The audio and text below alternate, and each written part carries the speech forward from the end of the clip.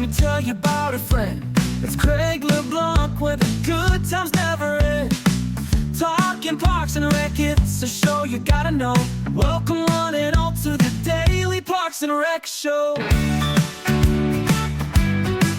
It's the Daily Parks and Rec Show. I think Parks and Recreation professionals should be pushing for just that base level of welcoming and introducing or being inclusive to the persons with disabilities. In many countries, I can speak to as a person of Indian origin that in India, a person with a disability, I don't think I'm misspeaking here, would be shunted. They would be kept in a closet, so to speak. They don't want to make it publicly known that I have a person or a child with a disability in our family and so on. Welcome to the Daily Parks and Rec Show, your dedicated source for exploring the vibrant world of parks and recreation. Today, we're thrilled to welcome back Seve Ghose, a consistent contributor to DPRS Media Company. With an impressive career spanning over 32 years in the parks and recreation field and experience in various states, Seve brings a wealth of knowledge and invaluable insights to our discussion. On today's show, we're diving deep into the critical and inspiring world of adaptive and inclusive programming. Seve shares his firsthand experience, including the privilege of having started 3 adaptive and inclusive recreation programs from the ground up. He also details his involvement in a significant community project, the development of a fully adaptable and inclusive archery range in Thornton, Colorado. Join us as Seve highlights the importance, challenges, and successes of creating truly accessible and inclusive recreational opportunities for everyone. You won't want to miss this insightful conversation that honors the professionals shaping our communities through recreation. All right, we are live again with, I think I can officially call Seve a contributor because he's a regular and he's really helping me behind the scenes build out what is DPRS Media Company, which is a media company focused on creating content for across all platforms for parks and recreation, similar to how ESPN is. But we have a new way to explain it thanks to Chris. He made this after editing and watching so many of our videos and thumbnails and the theme. And I mean, he's probably the most well-versed video editor in Parks and Rec in the world right now.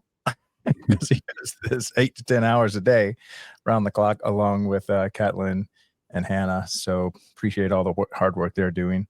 But yeah, let's go ahead and play this one that he just made for us, and then we'll come back and got a great conversation today around inclusive and adaptive programming with Seve. So let's run this and we'll be right back. Welcome to DPRS MediaCo, the first media company built for the people behind the Parks and Rec community. We don't just cover on Parks and Rec, we elevate it, we amplify it, we honor it. At the heart of everything we do is one mission: to serve the public servants, the professionals who design, maintain, and lead the parks that shape our communities. Under the Daily Parks and Rec Show, we produce 6 powerful platforms. Leadership in Parks and Rec, a spotlight on directors, superintendents, and visionaries shaping the future of public spaces. Facility maintenance, where the boots hit the ground, a deep dive into the systems, crews, and craftsmanship that keep our parks clean, safe, and beautiful. Young Professionals Network, shining a light on the next generation of Parks and Rec. Students, interns, and mentors sharing how we build a legacy together. Youth Sports Mastery, sponsored by National Academy of Athletics. This series is for coaches, parents, and rec leaders working to make youth sports fun, fair, and meaningful again. The Rec Room, hosted by the passionate leaders of Henry County Parks and Rec. This show brings frontline energy and real-life stories from the field.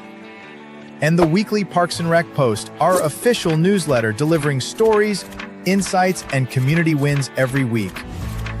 We are DPRS MediaCo LLC, a media company with a mission to uplift the professionals who serve every community, every park, every day. All right, so starting to really define who we are and how we do it. So Seve, how was your weekend? No, very good. Yeah, no, San Francisco, we had great weather. I went about doing my usual hobby on Father's Day. Since my family is still in Colorado, I'm here by myself. I went to the airport, did my plane spotting. Oh, fantastic. So maybe give everybody just a quick rundown as to your background in Parks and Recreation, because I know you're like one of the masters in the country that has just done so much from so many angles, so that people kind of understand where you're coming from.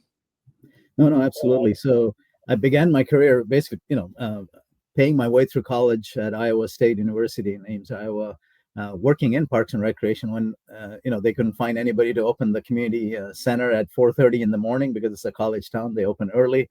They said, well, we're having trouble getting people there on time. So can you be the one? So I said, yes, I'll be there at 4:30. Got to open that. Then did soccer coaching, reffing, and soccer was just starting out. Not to date myself, this is the mid to late 80s. And then progressed on to run the ice arena as my first full-time job after graduation when I couldn't find a job in my field of work, which is engineering. And so I took the job because felt, it paid the bills. It was full-time. I had some benefits. And then moved around the country gaining experience because I wanted to climb the ladder and see what else is out there. So from facility management, ended up in working in also Chicago area for about 9 years. I've worked in Colorado, Oregon, 6 years, back to Iowa for 6 years in Davenport, Iowa as the director, and then 4 years in Louisville, Kentucky as the director also. So in various systems. So that's the other thing I've kind of taken pride in, is learning about the different systems from a very small city like Steamboat Springs, Colorado, tourist town of about 8,000 people, to Louisville, Kentucky with 1.2 million, and it's a metro city county combined system, 420 square miles. Lots of facilities, amenities, and about 750 full-time staff. So I've seen it all and done it all, and reported to mayors, city managers, city administrators, councils, boards, so some to my liking, some not, that's how the career goes, but Right. politics and all of that. So yes. So maybe tell everybody also what you've done throughout your career with contributing to like NRPA, your state associations, and even some of the director schools, stuff like that. No, sure. Yeah, no. And usually, thank you for giving me the forum because I usually don't like to brag about those things. But the idea being that, the profession has been good to me. So it's a good way to give back as a volunteer, because all of these positions are basically volunteer. You're giving up your time. So I've taught at the Parks and Recreation Maintenance Management School in Ogle Bay for 3 years. I just finished my stint with the Director School for 4 years, the NRPA Director School. Both of these schools that run through the NRPA. Then I've presented for many, many years, for about close to 20 years at NRPA state conferences, Mayor's League of Cities conferences, Urban Leadership Institute conferences, and so on. So it's just been fun, just sharing some of the successes and the failures and the challenges too, because that's how we learn, from how do we get better, and so on. So, and then also helped with producing modules for NRPA on sustainability, and currently helping with the Leadership Development Network. Again, you talk about young professionals. I've mentored many in my time.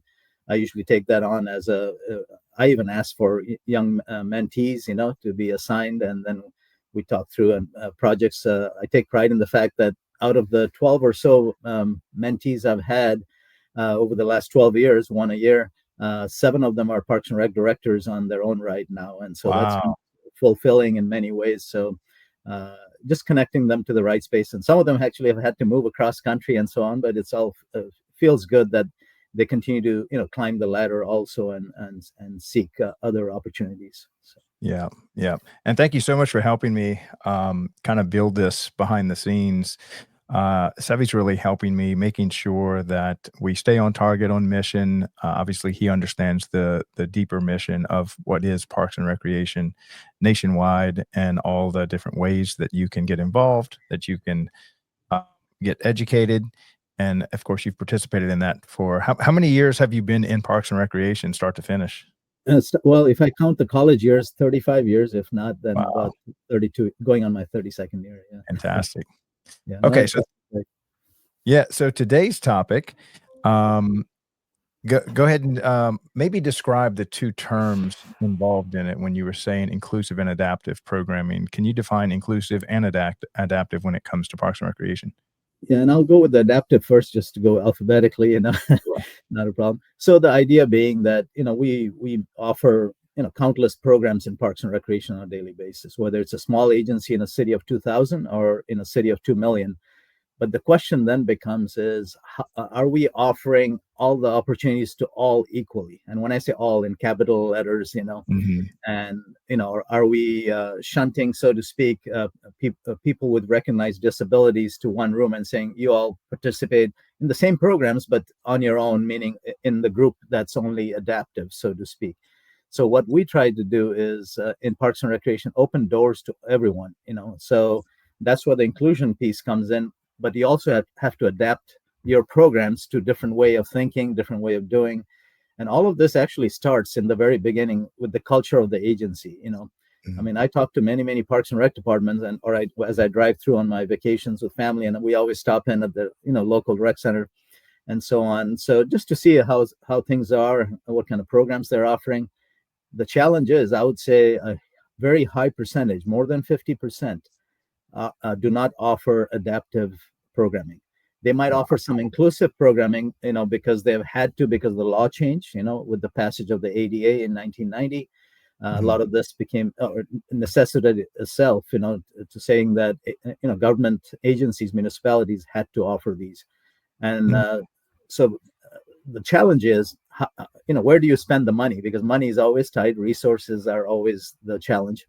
So a good example is, say, if you offer a youth learn to swim class, that's great. Your community has a pool, hopefully an indoor pool, not just a seasonal summer pool. You can offer swim lessons, say 6-8 week sessions all year round, 48 weeks, But the question then becomes is, are you offering any accommodations, any adaptations to allow for persons with recognized disabilities to also participate at the same level as a person with no disability or recognized disability, and that's the challenge. And I can rightfully say that most agencies are not doing that. They where the challenge plays itself out is many of them are waiting for the lawsuit to happen when there's a complaint filed through ADA, and then they react, and then it's too late, because then it's a negative publicity, because my son or daughter or myself was not accepted into a typical swim lesson and so on. It becomes a bigger story than the actual easy part, which would have been just to offer the accommodation and see where that goes. So what we typically do or see in agencies that offer the adaptation and the inclusion is on the registration form, whether it's online or in person, because some cities are still doing in person, which is great. That's fine. However, that allows that there's a box to check off at the bottom where you sign off on the waiver and so on, where it says, do you need any special accommodations to participate in the program? I think that's all it takes, is one question to ask. And if I do check off yes, then it's incumbent on the host agency to call me or email exchange with me to find out what the need is. It could be a very simple thing that all I need is a auditory device so that I'm able to listen to the instructor give instructions as to how to swim on the first day and so on. Or it could be more complicated, where the pool did not have a lift and I'm a wheelchair bound person or person in a wheelchair. How do I get into the pool and still participate in the program at the same level and so on? So it could be a small thing, but it could also be a big thing. But here's the beauty of ADA. Not all agencies are expected to spend $1 million put in that ADA lift to make that happen. But the idea being that you're being welcoming, you're having that conversation, and you put your best foot forward and have the best conversation, moving forward. And maybe when the next budget season comes around, if there is a need, say maybe not just one person, but there's 100 people in the community that could benefit from it, you might be able to make the case with your powers that be in city government and get that money allocated to put that lift in, at the pool. So this is the simplest example I can use that kind of hopefully triggers more questions and conversations. Right. And so what was the law? When did you say that law came into effect? The Americans with Disabilities Act came into effect in 1990 and fully implemented in 92. Okay. And so really, like you said, just that one checkbox that just says, do you have any? And then just start the conversation. That can be enough to say, hey, we're doing the best we can with as they kind of come in, just kind of address them one at a time. Right. And the ADA has had a couple of revisions. I think the last one was in 2010, 2011 or so. So it has become a lot more stricter and more diligent as to, because they're also learning, because not everyone, this is a learning process on both sides. And if I can share the other reason since 2003 that I have a personal interest in this is that my oldest is a person with Down syndrome, so she is a person with recognized permanent disability. How old is she? So she's 21 now, and will be 22 later in October. Yeah, And I she's have a thrived very well and done very well. She's very high functioning and just graduated high school with the transitions program after the official graduation 3 years ago. So she's employable now, I guess. So fantastic. yeah. Yeah, I have a grandchild that's just made 1 years old with Down syndrome, and she's in the Dallas metro area. And she's just, I guess, through me learning all the different things that are offered. And she went to a playground, and it was like a whole group of Down syndrome of all ages at the playground, and she was able to meet the parents and all that kind of stuff. So there really is a lot for people if you just kind of, especially if you're in a larger city. Absolutely, yeah. And I think, again, many cities balk at the idea of like, oh, we have to build an inclusive playground.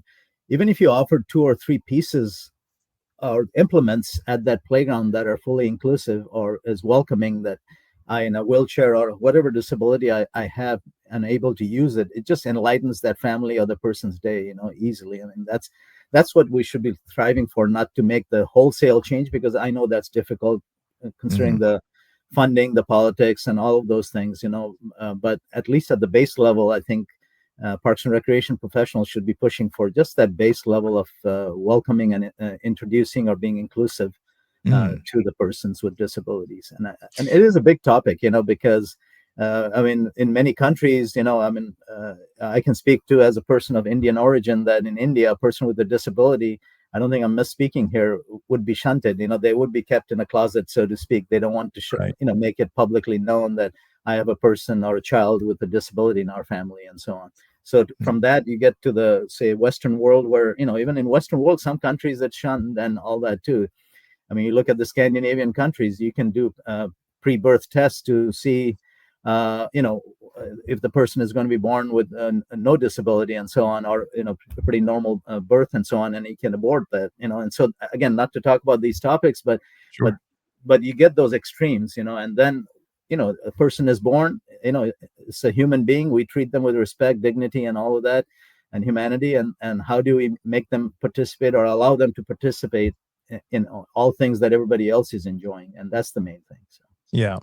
And I think that the general framework is that, maybe you have some right to exclude or just say this is a membership only kind of stuff. But when you're talking about public facilities, yes, everybody's contributing to the tax base that funds public parks, public facilities.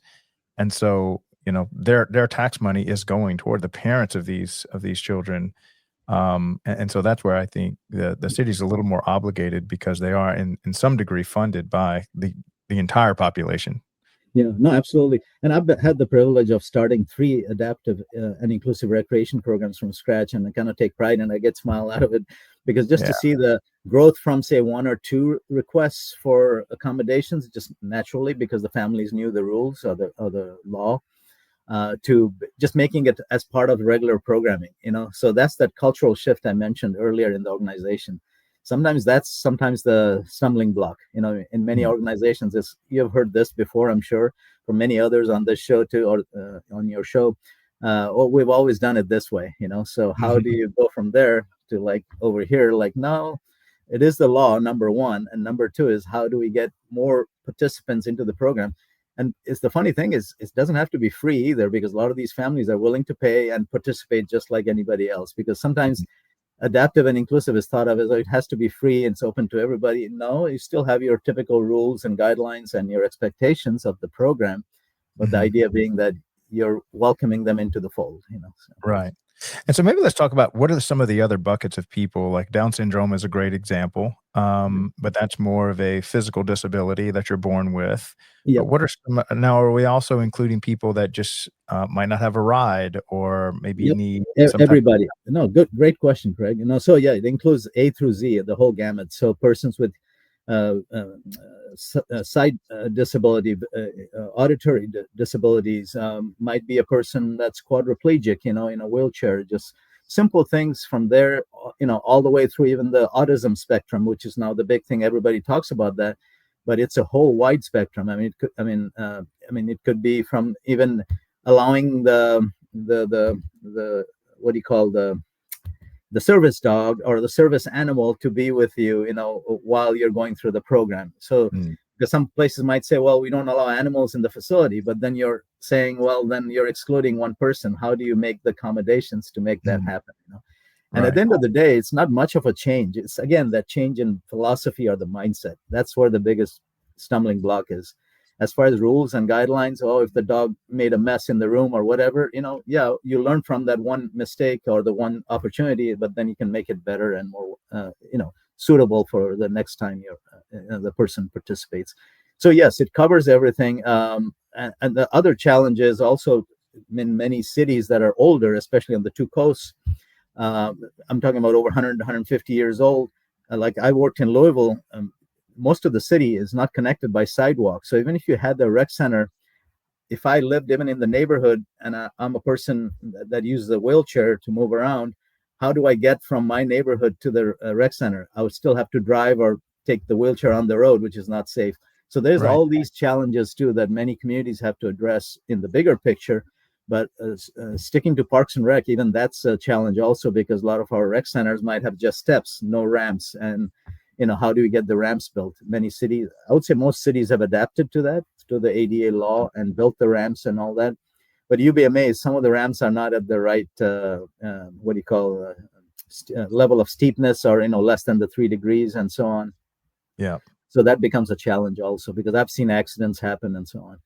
And then again, at the end of the day, you also have to find the right instructors that are willing to engage. It's not just being on the headphones, like instructing in a Zumba class, but are you really engaging every individual individually, so to speak, because each one is different. But at the end of the day, they're all paying the same fee to participate in that class. Now, I know some of the senior facilities that I've participated at and worked with, they even have, and is this included? My question is, you'll see sometimes like a bus that goes around and picks people up because maybe they're, they don't have, they can no longer drive. Right. Just at the age. Absolutely. And the transportation is one of the top 2 or 3 expectations or requirements of a successful adaptive and inclusive recreation program. Because a lot of the families have priorities, and their priority is medication or taking care and so on. So they might not even have the adaptability with their own personal vehicle to make it adaptable for the person to be moved. Yes. So having transportation availability is a must for the greater success of some of these programs. You can still make a success of it by just, again, welcoming people, but I think to take it to the next level, you do need some level of transportation. Yes. And one of the other, I guess you could call this some of the marginalized populations that is just hard to address is that teenage group, like after high school, from like maybe 16, 17, 18 to like 20. It's almost like Parks and Rec just loses them because they have grade school, high school sports, and then they almost go from there to adult care, and they don't have a lot of programming for that age group of college and high school. And I think it's not just forgotten. I think sometimes it's by design, because I think the Parks and Rec or the public agency plays the role of the introductory piece for the families that do know of the programs. Then it shifts over, as you said, to the older adult programming and all that. So there is that big gap. And I think that's where the big loss is. And that I don't know if you've read my post on what challenges I've seen with my daughter that I put on LinkedIn, is that many a time, some of these programs are with the same group of individuals. They do the same things. They go shopping, they eat fast food, or they go to a movie, or they go bowling. Those are the 3 or 4 things. And what I push for with the places I've worked is, no, how about we kind of, again, open up all the programs to everybody? That's number one. But if you do the tours, which is great for life skills and building, absolutely necessary in some way, let's mix it up a little bit. Maybe have other individuals with no disability also in the groups, so meaning do the same programs for also persons with no recognized disability, so they get a feel for what else is out there too, because many of those persons with abilities or no abilities can have a better intermingling experience and same positive experience, and same questions arise out of all that too. So, and I feel our daughter has benefited quite a bit from that, because we picked and chosen which city to take them to, because some cities were accommodating, some were not. So we went wherever they were accommodating. and participated in different kinds of programs, not just the typical, the 4 or 5 that I mentioned, which is very common in, I would say, 90% of the cities that offer that program. So. I can already see we're going to have to give you a page in our newsletter. We'll call it like the Seve Corner, and Sure. we can turn all your posts on LinkedIn or wherever. Is that mostly where you post, on LinkedIn, Facebook, or X? Yeah, I try not to post too much because on personal stuff, but the situation with this was that our son also graduated this last month, so just to see her as the older sister, being very positive and giving hugs to our son, during the event and ceremony and all that. So it was kind of fun. Yeah. Oh, fantastic.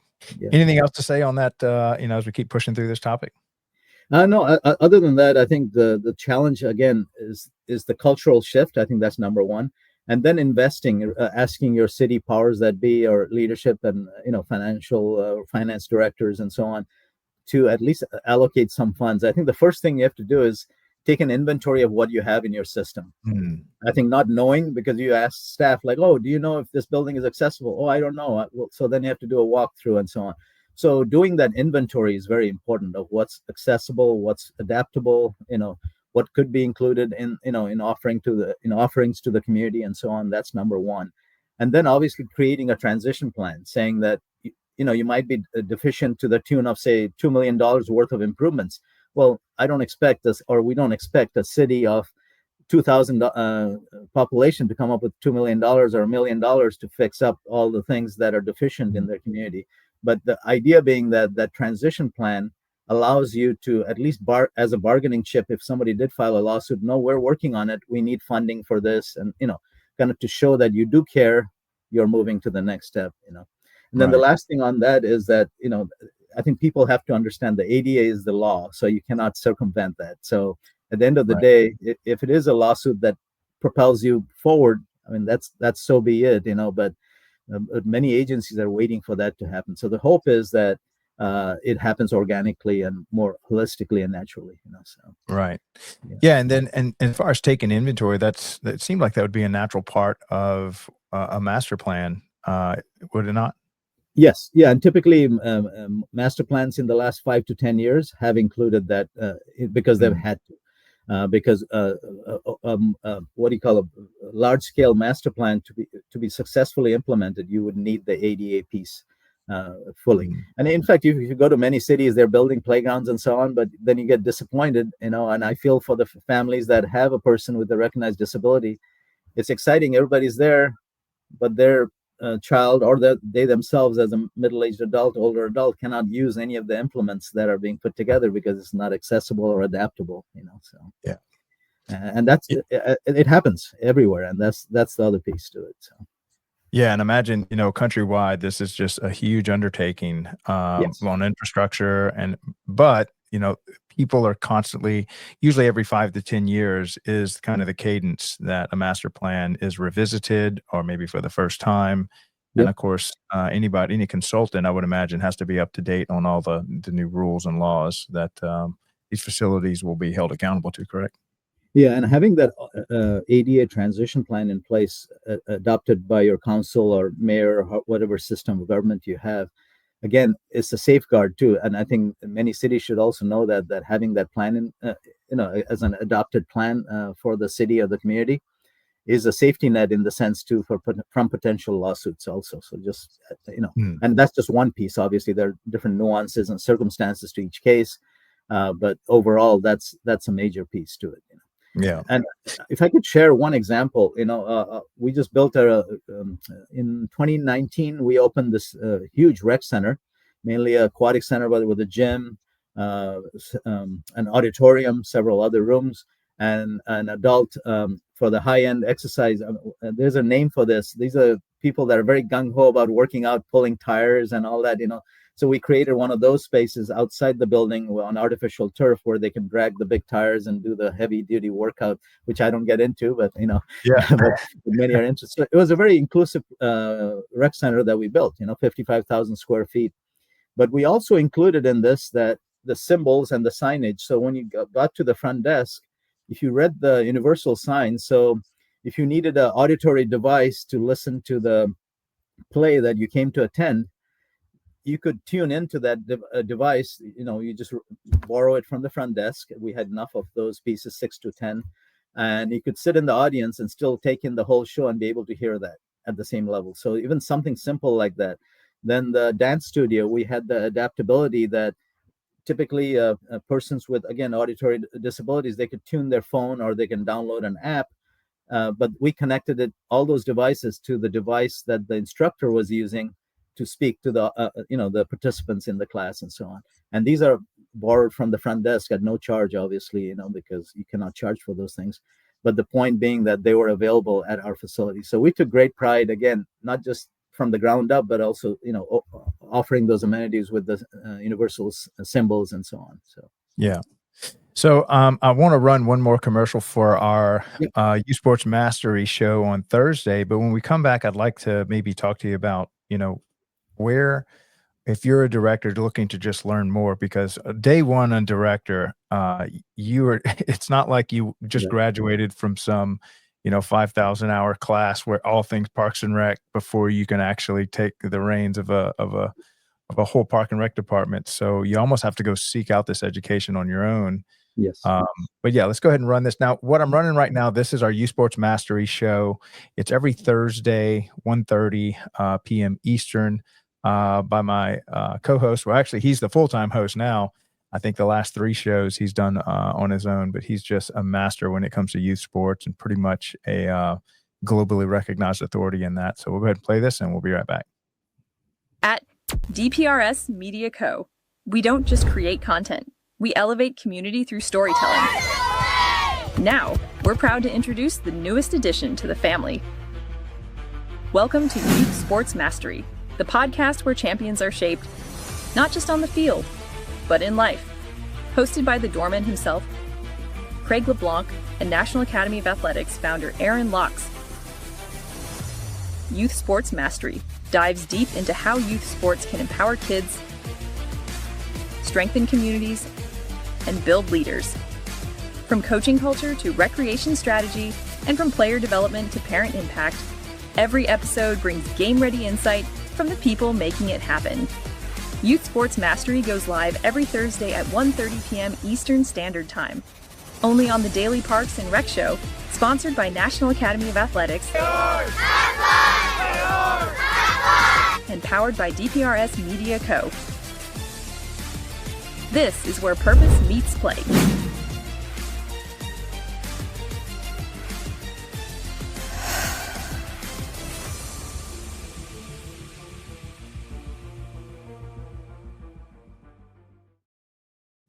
All right. So I guess with that in mind, is there anything as far as youth sports when it comes to, inclusiveness and adapt?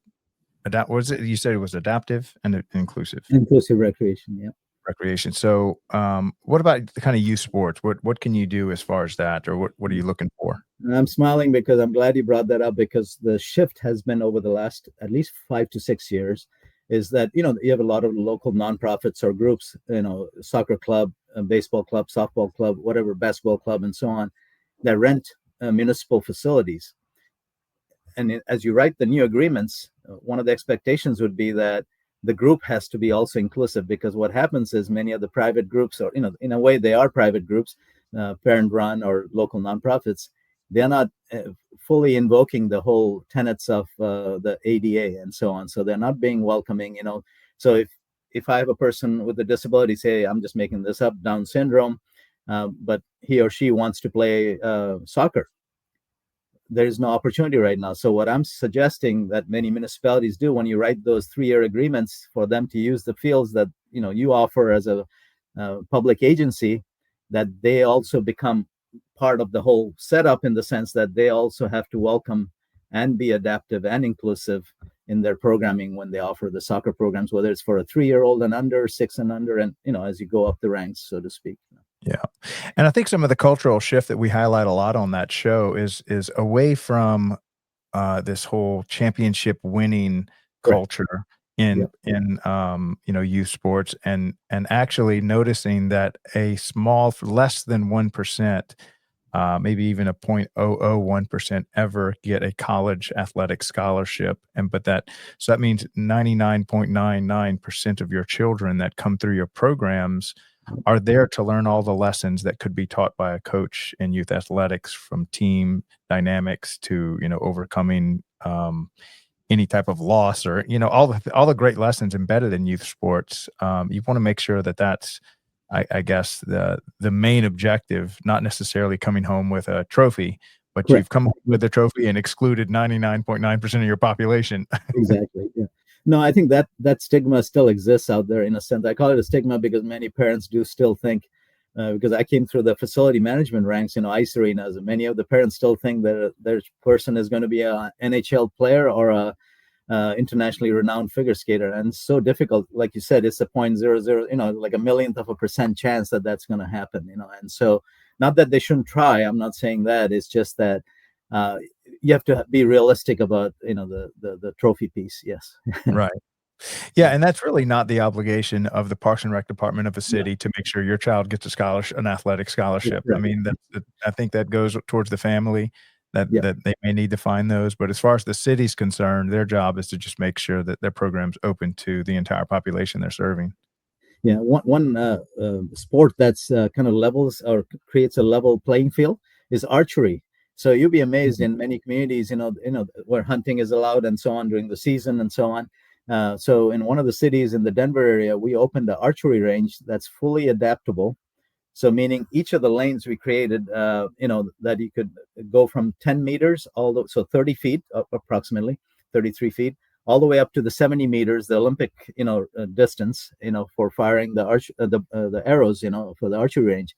And we made each lane separate, but it's all part of one complex, and we were able to pull this off as a community project, and not just a community project, but an internal city project. So our public works streets department, they go out, patching potholes every day, but then they come back to the shop, say 3:30, 4 o'clock. They still have a bunch of asphalt left in the truck that usually gets dumped in a place because it has gone through the mixer. I don't know the exact terminology, but instead of throwing it away, so what we had them do for about 3 months is start laying out these lanes that are 8 feet wide, full length of the archery range. And so in about 3 months, and we were able to build the archery range, and we got the bow stands and all of those built with the local girls club, boys and girls club in this case, in the Girl Scouts group.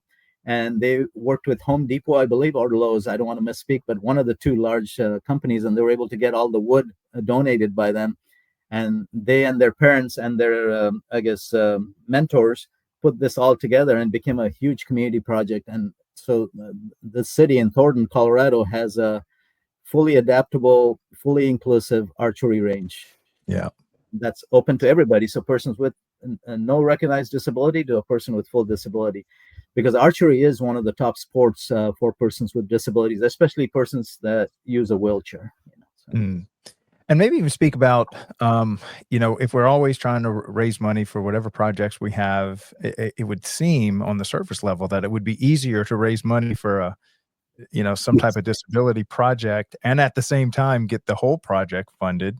So, because I mean, what local Home Depot or whatever doesn't want to be have that badge of honor to say we sponsored this playground, which is more inclusive, and so you might be able to get half the whole playground funded because it was maybe address the disability component a little bit better.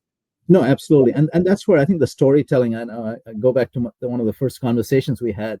I think sometimes we're our own worst enemy in Parks and Rec. We don't share that great story, and that's why I'm glad that I'm able to participate in your program, because you're doing what I've been also pushing for doing, because I'm not the expert, as you can tell. I'm not a great presenter per se, but I have a lot of information and a lot of knowledge. Then how do I impart that to folks that can take things to the next level and so on? So I think the storytelling piece, to your point, yes, if we shared the story over and over again, it is bound to make a difference. And I think that's the one piece that's out there for us that we should probably get a hold of. And again, going back to the piece about the staff, I think if you are not able to change the culture of the organization from we have always done it this way to like, oh, by the way, or also taking care of the fears, like, oh, we're suddenly going to have 150 people. How are we going to change that? Well, it's good problem to have when you have 150 more kids wanting to participate in your aquatics program, because that's also generating revenue. Use the revenue to hire the additional staff, or the aides that might be required to accommodate people with disabilities and so on. So it's a roundabout story, but the storytelling is a major piece of this whole thing. And then no, go ahead. Sorry. I was going to say, I used to help raise funding for a church on LSU campus, and anytime you have anything that differentiates you from people asking money, it's so much easier to raise funding for, let's just say, a Down syndrome group. We're raising money for this playground, and the playground might be, $1 million playground, and maybe only 1% of the population fits that category of maybe like a Down syndrome or handicapped person. But on the back of that 1% person, your fundraisers might be able to triple their amount of fundraising, because it's just pulls on the heartstrings of helping those less fortunate. And it really, I just think it's a lot. It should be a lot easier. And then also, I'm assuming that there's grants that might be more specific to it. And not just grants. So I was going to touch on this, which is a great story, actually. So when I got to be the director in Davenport, Iowa in 2008, I was there through 13, so about 5.5 years or so, close to 6 years. Got involved with a family that also had a person with cerebral palsy. So usually moved around with quite a bit of aid. I mean, he could still walk and so on, but he still needed that support. And so they said, Seve, what could we do to get some of these implements at this playground changed? So we did do that, because we were able to do that in the budget process. But then the idea grew into, like, how do we make this whole playground fully inclusive? So it's a bigger, project and so on. But we were able to meet a group out of California. I think it still exists, and I'm sure they won't mind using the name because it's a national organization. They fund projects like this. It's called Shane's Foundation. It's out of close to the San Diego area in California. What they do is they create a local board. Then the board goes about in the community, because they know the community best, in fundraising.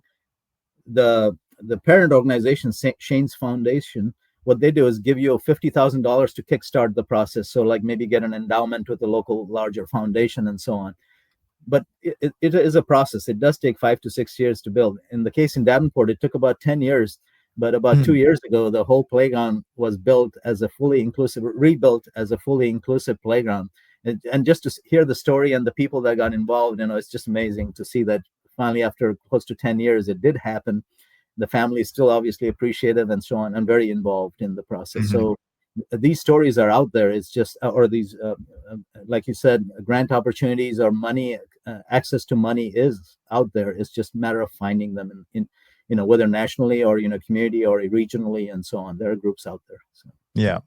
And just for those that maybe don't have a project management background or don't have a construction background, there's so much of the work goes into just tearing the old, let's just take a playground, for instance.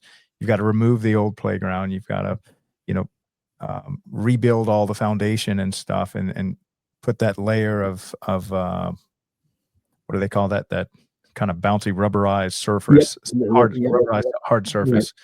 Right.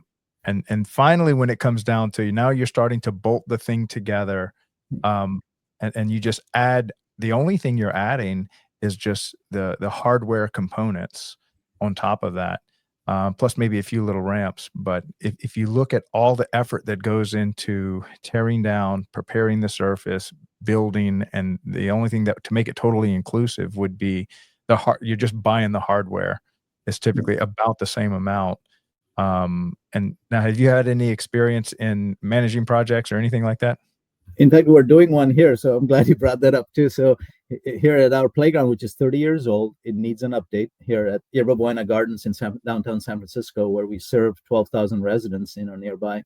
So the challenge has been, it's 30 years old, obviously it's showing its wear and tear, but we also have enough space to accommodate and add new implements. So the idea being here that we add a ADA compatible swing.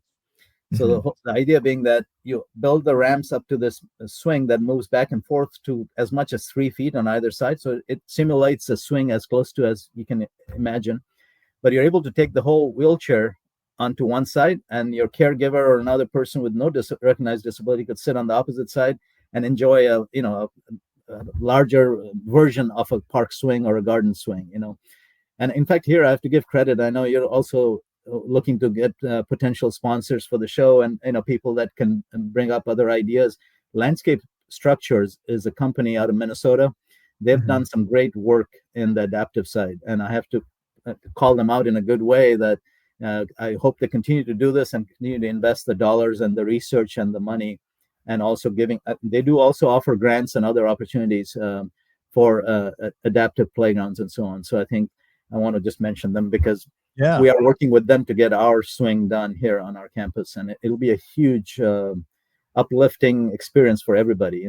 Even persons with disabilities or no disabilities. So. Yeah, well, if they'd love to come, I'd love to have them on the show. Maybe we can knock out 3 birds with 1 stone. We can get this message out there, and I'm sure they're going to have a lot of the stats on, how it impacts the child, when they're young, their early childhood development.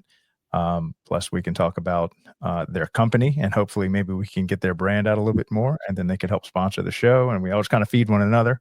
Yep. One other quick thought to share with some of the companies. I think that it's credit to them. They've gotten very smart about creating a research wing in their companies. So it's not just about selling the product. So like, I'm a salesperson to sell this product. They're actually telling that story. So storytelling is a major piece of it.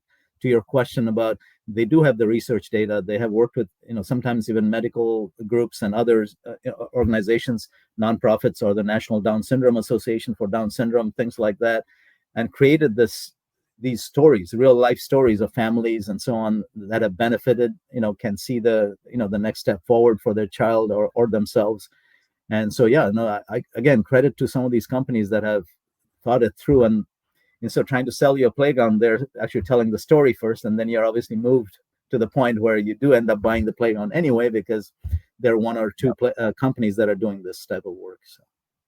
Yeah, and I think that's kind of the void I think we feel, is just creating the platform that just pushes the story out, and then we go find those good stories that really affect and impact the communities, and give them the tools or the weapons they need to go to their constituents, their shareholders, or I say shareholders, stakeholders is probably a better stakeholder, which are your funding sources. You go to your tax base, you can go to local businesses that may want to contribute. And I think the more we can get those stories, out there, told well, packaged well, then, a great story of a local company working with a playground manufacturer, working with some research people, and let's just say one city does it well, man, if we can capture that, and then now the whole country has access to that. Yes. I think that's where, our little media company focused on parks and recreation can provide a lot of value to the whole industry. No, absolutely. And I know I've mentioned the culture of the organization a few times. One other piece to add to that is the shift in language, and I know it's not about being, one side of the political spectrum or whatever. The idea of treating everyone as a human being. So adopting and adapting to the person first language. So we've done a lot of trainings in the places that I have set up the adaptive and inclusive recreation program. It's just a shift in mindset that it's not a Down syndrome person, but it's the person with Down syndrome. So that change, and that's a perfect example of what I just shared. How do you get that shift in the organization also? Like, or it's those people, or no, it's not those people. It's the person with cerebral palsy, or it's the person with hearing disability or sight disability, and so on. So how do you make it person first language, training? And that's an important piece. In fact, in the cities I've worked, we've also made it as part of the mandatory HR training, onboarding. When the new employee comes on board, they have to sit through that too. So that, again, we start from the very first day one that they're with the organization. And that's important, because without that cultural shift, you don't get that buy-in, from the ground level. So. Yeah. Yeah. And I think in this kind of, I guess, never-ending political environment that we're just in, we have some words, like a great hot topic right now is just immigrants. And so on one side, you've got these very polarizing, maybe like criminal immigrants. But then on the other side, we're like, wait, the whole country was built on immigration. So we really have to be good at telling those stories so that, we can accomplish one thing that might be good, but maybe the same word in one context is vilified, and in the other one it's like we want to welcome all the great immigrants of the world to come to our nation. Right. And it sometimes the politics just muddies the water so much. Yep. So to kind of shift the conversation, to that point, one part of the country that's done really well on adaptive and inclusive recreation, and have done it for about, I would say, 25 to 30 years very well, and they've improved on that trajectory, is the park districts in Illinois. So mainly in the Chicago area, there are close to 140 different park districts. And they were formed, right after the war, when people came back, and the communities needed, some kind of recreation. So the idea was the state legislature in Illinois made the creation of park districts allowable. So a portion of your tax dollars for the home would go directly to the park district. So you don't have to fight for the funds with your police chief, fire chief, and other streets departments and other public works departments and so on. You already know how much money you're getting, so we're able to plan for the future, which is a great thing. So I'm actually a big fan of park districts, but the Illinois example, to amplify that further, so that started in the 40s, late 40s, early 50s, but in the late 60s and early 70s, the disability community got together and said, how about some of these monies to be apportioned for persons with disabilities? And so they created the special recreation districts also within the districts that were already created. But obviously they couldn't sustain it themselves with one. So they were very clever in Illinois. And I again, huge credit to them. 6 or 7 of those park districts. So Joliet, I'm just using an example. I might not be correct, but I'm using an example. Joliet, Naperville, Plainfield, Romeoville. So southwest side of Chicago, they got together and formed one district for special recreation. And so they were able to uplift the program, have the dollars available. They shared the resources, and so if one city had the ice arena, you all went skating there. You didn't have to build the ice arena in your own city. You took the persons that needed that way to recreate through an ice arena to that city, and so on. So they've been very successful, and they're set up now even bigger because of lack of resources and so on, funding.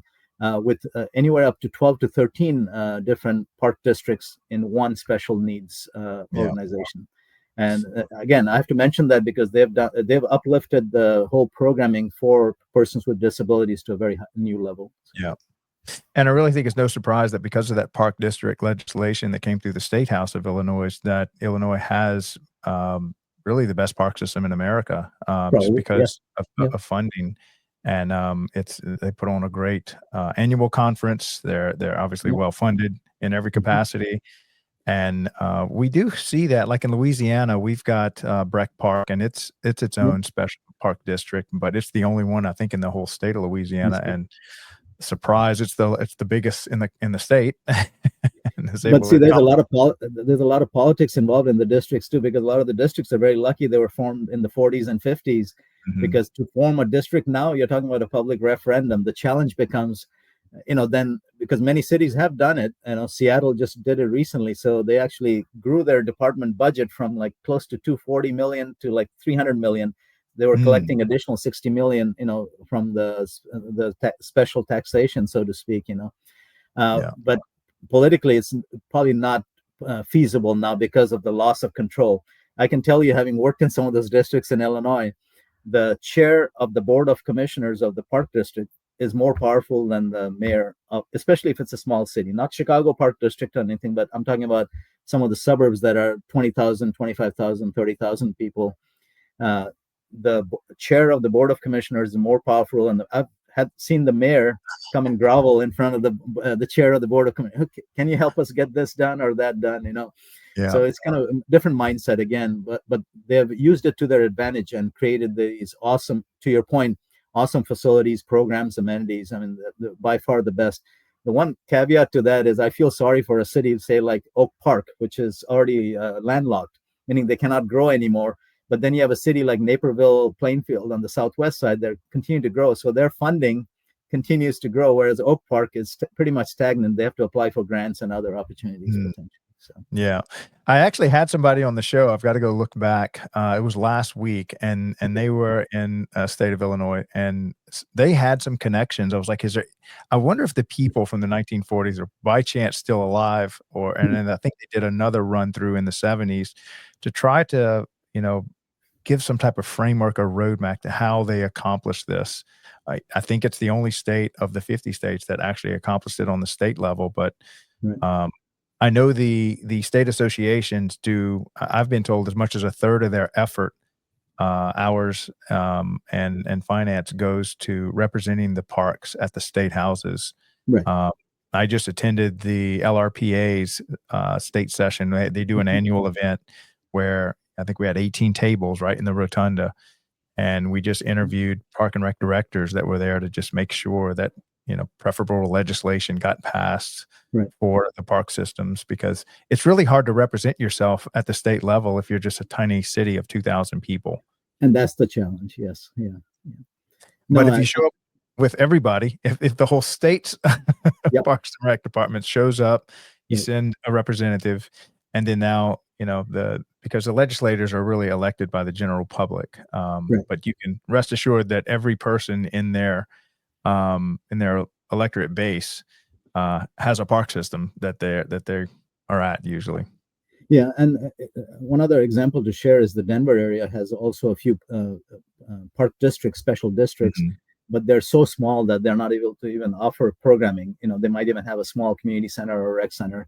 So that's the other piece. On the Parks and Rec side, it might not serve that purpose, that we're looking for, more adaptation and more inclusion and so on at the base level, because they're very small, and that's the, and again, looking at the bigger picture, it's a good idea because the funding is obviously the one you fight for, and Mhm. knowing that funding helps or allows you to, talking about master plan, strategic plan, you can plan your life out for the next 5 to 10 years, knowing how much money you're getting into the system. So. Yeah. Okay. So, gosh, I can't believe we're already at 55 minutes, but I wanted to maybe touch base a little bit on how a director can just learn more about more adaptive and inclusive programming, grant writing, just all things when it comes to adaptive and inclusive. Where's that taught?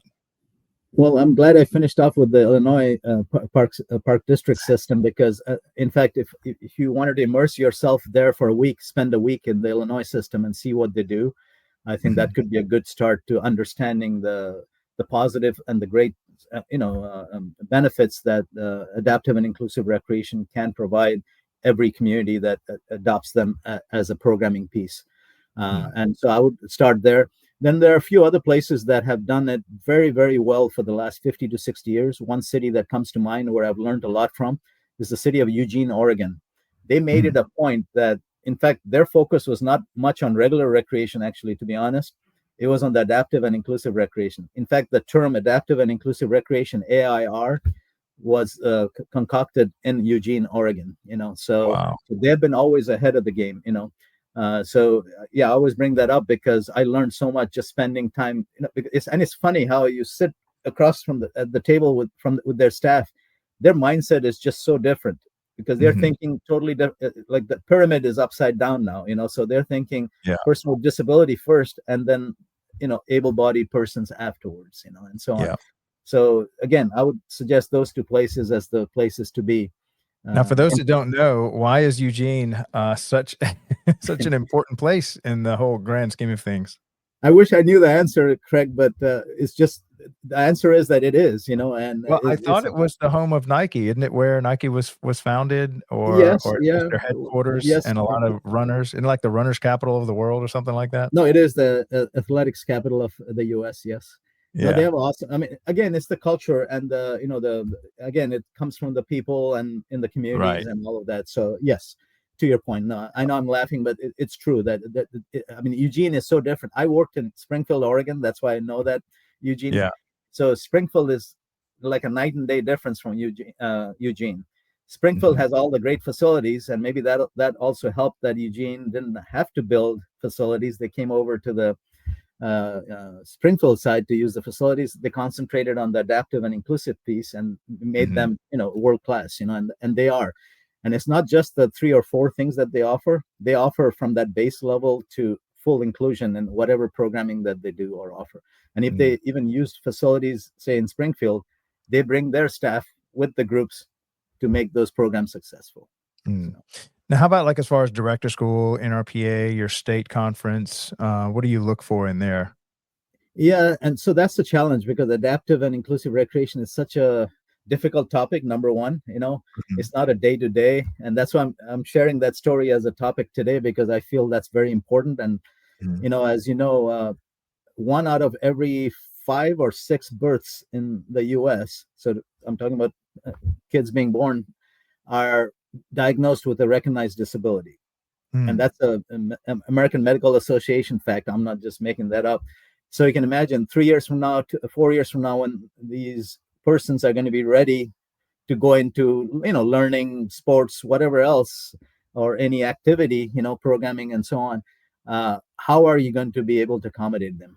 How are you, meaning a Parks and Rec department in your municipality, park, special district, wherever you might be, how are you going to accommodate them? And so that's the bigger challenge. Again, I always talk about that cultural shift, is like, how do you get there? So to your question indirectly, I think the national conferences, state conferences, I believe, do share one off, two off stories, success stories, but Mhm. overall, I think that's not the focus, and Yeah. maybe it should be, and that's why, I always ask people to go to Illinois and check it out because, again, it's part of their daily life.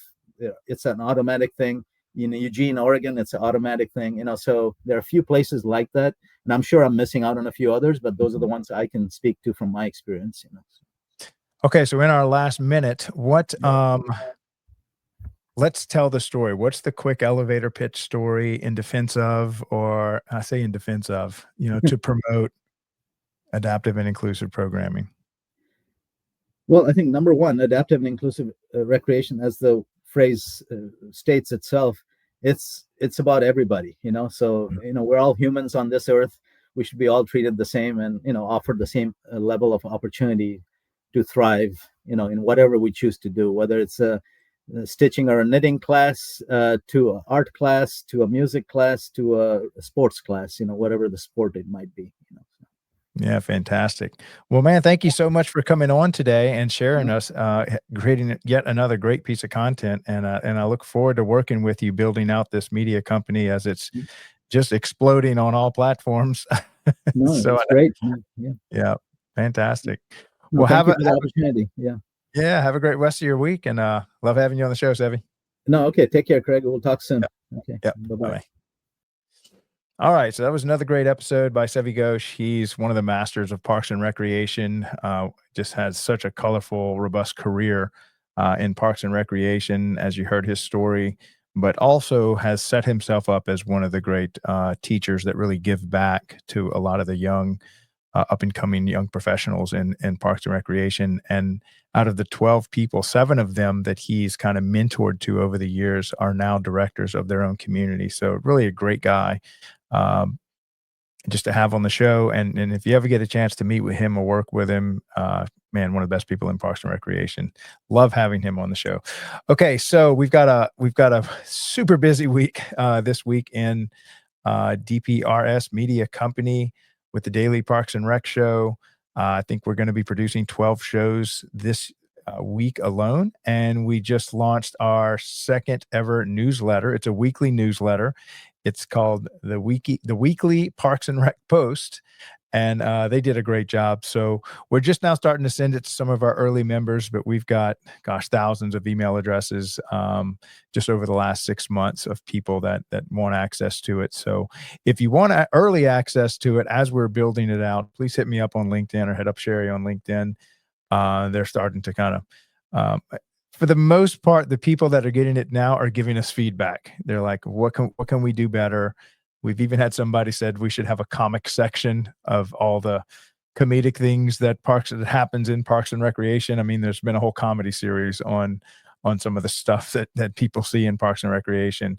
But we want to, news, a lot of the content we're having now, we can have a therapeutic recreation section. We can have a maybe a legislative section. There's really so much you can do with a weekly newsletter. So we're just kind of building it 1 week at a time and getting better and better, and really taking a lot of the feedback from the community on what direction they want to see the newsletter go.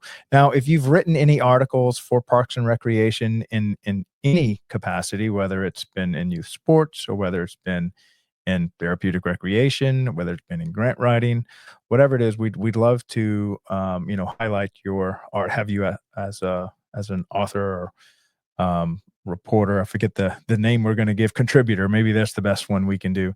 So if you'd like to be a regular contributor or just a one-off, maybe you just wrote one great article, we'd love to include that in our weekly newsletter.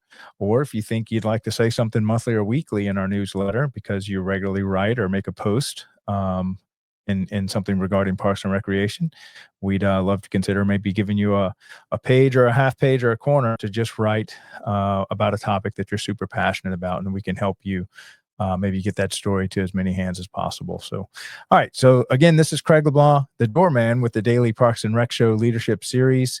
I really appreciate all the love and support we've been getting for everything we've been doing.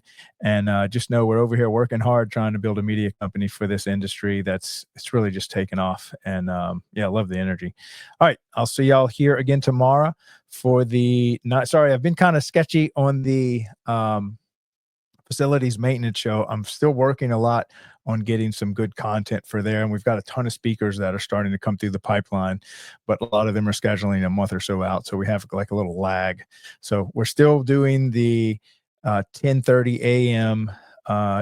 Show Monday through Thursday for facilities maintenance. And then we've got a lot of weekly shows that are coming up through the pipeline as well. So appreciate all that y'all doing. Y'all take care. Bye. Welcome to DPRS MediaCo, the first media company built for the people behind the Parks and Rec community. We don't just cover on Parks and Rec, we elevate it, we amplify it, we honor it. At the heart of everything we do is one mission: to serve the public servants, the professionals who design, maintain, and lead the parks that shape our communities.